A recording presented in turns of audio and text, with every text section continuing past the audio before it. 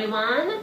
Thank you for joining me in my cooking channel, and today we will do another Christmas recipe, and for that I had to have a hat on. Not only an apron, but I have to just step it up and do something more. No, just having fun. It's a good time. It's a little chilly outside, it's raining, so why not to wear a hat, right? And I think it will bring some smile on your faces, I hope, with this recipe. This one is very popular in our family, and when we were growing up and we would make these, they would just fly off the table because they would be our favorite, one of the favorites. So I hope you will try it, and I guarantee you people will like it because they are just incredible. They're a little different, but they are still very good, and we would call these Marokánky. I don't know why the name, but I would probably call it fruit mix cookies because that's the simplest I can come up with. So I will show you how you can make these amazing cookies. You will need one, this is for about 30 smaller ones, so I recommend doubling up the recipe, but if you're not sure if you will like them, just do this recipe, but for sure I will double it up because it's really good. This container, this is a half and half. It will make, if you want to double it, you will need the whole thing. But for now we will just need 1 cup, which is a half of this. And for all of you that are outside of United States, half and half, it's between whipping cream and milk. So it's not as high in fat like whipping cream would be, and you don't want to use whipping cream because it will not work. You just need something that has more fat than whole milk. Then we will need 2 tablespoons of all-purpose flour, and then we will need more for dusting our pan. 1/3 of a cup granulated sugar, half a cup of unsalted roasted peanuts. I recommend the roasted ones, it has more flavor, but definitely unsalted. You don't want to salt. And here we have the fruitcake mix.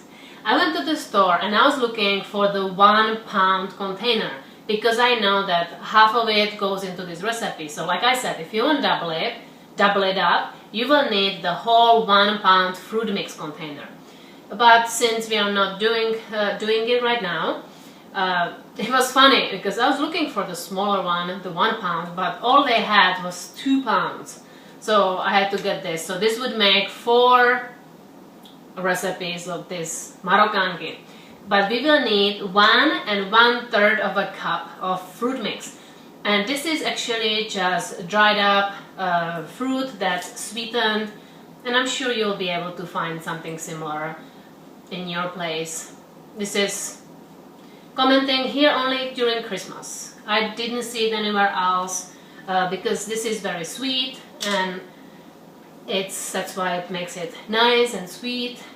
And now we will dip these in a chocolate because the bottom will have nice chocolate, and for that you will need 2 ounces of dark chocolate, and here I have 72%, but whatever you have you can use, and then 1 teaspoon of shortening. In the past I would use Crisco, but I just don't like that it's so not really real, it's like a little fake. So I was looking for something more healthier, and I found the coconut oil for these works well. So just 1 teaspoon of that, or any shortening you can find.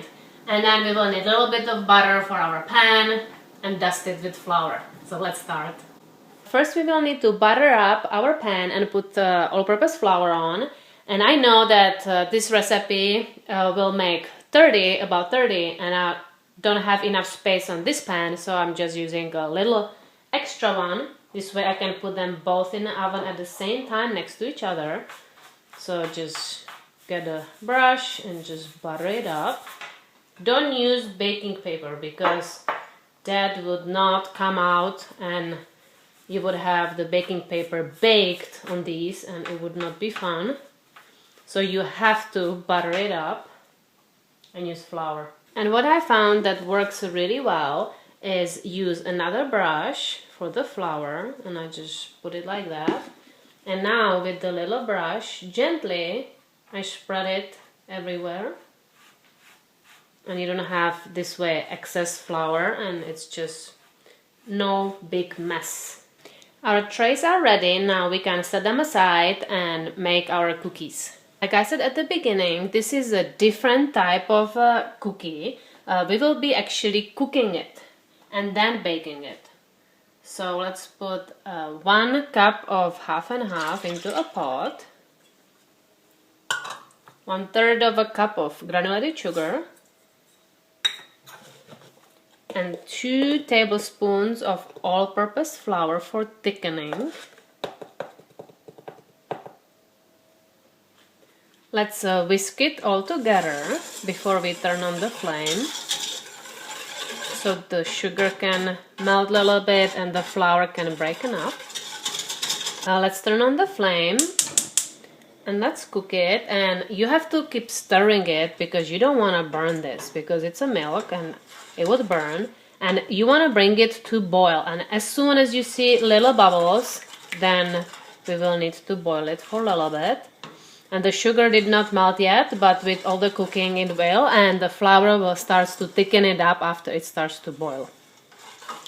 It starts to boil now, so let's put it on low and let's set up the timer for 3 minutes. And as you see, it already starts to thicken up, and it will take about 3 minutes, 2-3 minutes of stirring, just so it has a chance to thicken up even more. About 1.5 minutes, it already looks thick enough and it looks good. You see, it's a nice thick sauce. So now we can turn it off. And now we'll be adding into our mix peanuts. Here we have 1/2 cup of unsalted roasted peanuts and 1 1/3 of a cup fruit cake mix. Now let's mix it all together. And if you have like a little larger, like this is a cherry that's kind of large, I just put my wooden spoon in it and crush it in a smaller pieces, so it can be smaller. So this is nicely thickened up, and that's what we want. And now we can scoop it up on a tray, but let's preheat the oven to 260 degrees. Don't forget that this pot is still hot, so just I put a little thing underneath. Now you need a little spoon, and we will be making a piles. So just like a spoon like that, and just try to do it like a circle. You can make them bigger too, it's fine. And just try to have them all connected, so you don't have like a little piece hanging. Just bring it in, put them next to each other. So now they're ready to be baked, and the oven is preheated to 260, and you want to bake it for 45 minutes, which is baking it slow because it needs time so it can bake and not be too sticky. Maybe you can check after 40 minutes and see if it has a nice color and if it's done. Because like I said, like I always say, that every oven bakes different. But I know mine takes 45 minutes, so let's bake these. 45 minutes just finish, and I pull them out, and they look good. They have already a color on them. Now you have to leave them cooling off because you cannot scrape them off right now because they are still very hot and they would break in pieces. After 10 minutes they are now ready,